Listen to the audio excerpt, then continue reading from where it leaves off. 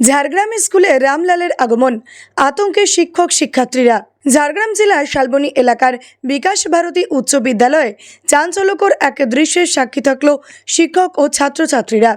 মঙ্গলবার সকালে স্কুলে এসে সকলেই দেখতে পান স্কুল চত্বরে থাকা একটি পুরনো আম গাছের নিচে দাঁড়িয়ে রয়েছে এক বিশাল আকারের হাতি, নাম রামলাল।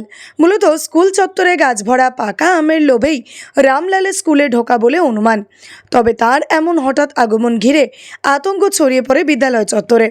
শিক্ষার্থীরা ও শিক্ষকরা অনেকেই ভয় পেয়ে পিছিয়ে যান স্কুলের মূল ফটকের সামনে থেকে। যথাসম্ভব সাহস সঞ্চয় করে প্রার্থনা সেরে কোনো মতে ক্লাসরুমে ঢোকেন সবাই। পরিস্থিতির খবর পেয়ে দ্রুত স্কুলে পৌঁছায় বন দপ্তরের কর্মীরা।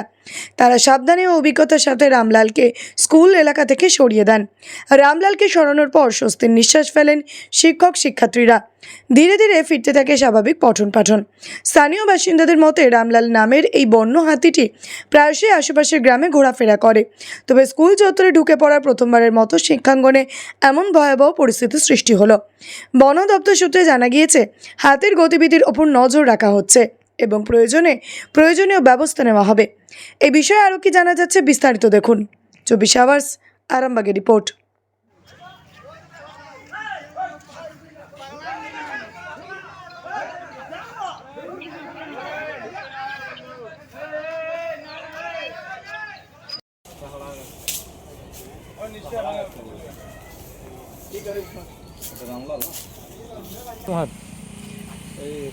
হাতি এসেছিল এখানে? হ্যাঁ, কখন? এক্ষুনি কটা হাতি এসেছিল? 4টা। কি করছিল? রোড পাইলাইলো আর দিয়ে দিয়ে বাগান দিয়ে চলে গেল। ও সামনে স্কুল আছে না? স্কুল একটা আছে, আছে শিক্ষায়তন স্কুল একটা আছে ভেতরে। ভিতরে। আপনি আতঙ্কিত হচ্ছেন, হ্যাঁ ভয় পাচ্ছেন?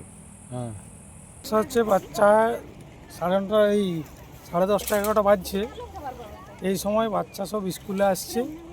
তো আসার সময় আমি যাচ্ছিলাম, দেখি হাতি ভেতরে, বাউন্ডারির ভেতরে হাতি।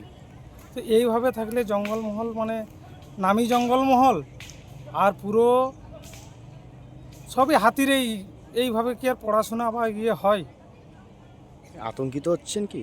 আতঙ্কিত হবেন না? এইসব বাচ্চা যারা আসছে রাস্তায় সব সময়, শুধু এক সময় নয়, দিন রাত্রি সব সময়। তাহলে এই মুহূর্তে কি পঠন পাঠন কি বন্ধ রয়েছে? পঠন পাঠনই তো বন্ধ আছে, সব বাচ্চা বাইরের দিকে ঘোরাঘুরি করছে, ছোটাছুটি করছে, হাতি দেখে আতঙ্কিত হচ্ছে। বিদ্যালয় যেহেতু রানিং অবস্থায়, ছাত্রছাত্রীরা উপস্থিত, আমরা যারা শিক্ষক শিক্ষিকা এবং ছাত্রছাত্রীরা বিদ্যালয়ে 10টার পরে এসে আমরা দেখতে পেলাম যে আমাদের বিদ্যালয়ের বাউন্ডারির মধ্যেই আমাদের এখানের এতদ অঞ্চলের যে সমস্ত হাতি রয়েছে সেগুলোর মধ্যে একটি হাতি আমাদের বিদ্যালয়ে উপস্থিত ছিল এবং তাতে ছেলেমেয়েরা আতঙ্কিত যেমন হয়েছে, আমরাও আতঙ্কিত হয়েছিলাম।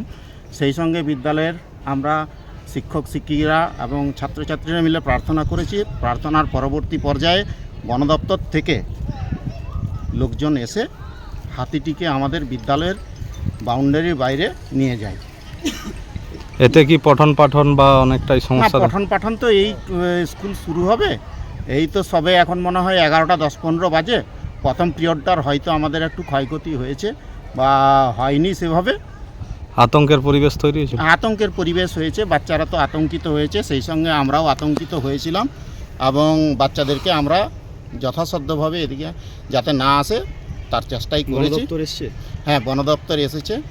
বন দপ্তর এসে হাতিটিকে আমাদের বিদ্যালয়ের বাউন্ডারির বাইরে বের করানোর চেষ্টা করছে। এই মুহূর্তে হয়তো বেরিয়ে গেল।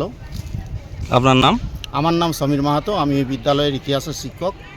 সন্তানের পরে মন বসছে না, প্রচুর পরিশ্রম করেও আপনি আশানুরূপ পারিশ্রমিক পাচ্ছেন না, যার ফলে আর্থিক সংকট আপনার জীবনে দুঃখ এবং চাপের ছায়া ফেলেছে। দিনার ভারে জর্জরিত স্বামী স্ত্রীর মধ্যে প্রতিনিয়ত ভুল বোঝাবুঝি বেড়েই চলেছে। নতুন বাড়ি কিনেছেন, কিন্তু সেই স্বপ্নের বাড়িটা যেন আরও দুর্ভোগ নিয়ে এসছে আপনার জীবনে। আপনি ভাবছেন সস্তায় পাওয়া বাড়িটা নেওয়াটাই কি সঠিক সিদ্ধান্ত ছিল? এমনই সব দ্বিধাদ্বন্দ্ব এবং জীবনের কঠিন মুহূর্তে আপনাকে সঠিক পথে পরিচালিত করবেন আন্তর্জাতিক খ্যাতিসম্পন্ন স্বর্ণপদক ও স্বর্ণ মুকুটপ্রাপ্ত ডক্টর অজয় শাস্ত্রী। তিনি শুধু আপনাকে পথই দেখাবেন না, আপনার জীবনে সত্যিকারের সুখ, শান্তি, ঐশ্বর্য, অর্থ যেন সঠিক সময় আপনার কাছে পৌঁছে দেয়, সেই দায়িত্বও নেবেন। তার অভিজ্ঞতা এবং জ্ঞানের আলোতে আপনার জীবন হয়ে উঠতে পারে নিরুদ্বেগ ও সমৃদ্ধির পথে ধাবমান। তাই আর দেরি নয়, স্ক্রিনে দেওয়া নাম্বারে এখনই ফোন করে ডক্টর অজয় শাস্ত্রীর সাথে যোগাযোগ করুন। কে জানেন, হয়তো একটিমাত্র ফোনই আপনার জীবনকে বদলে দিতে পারে।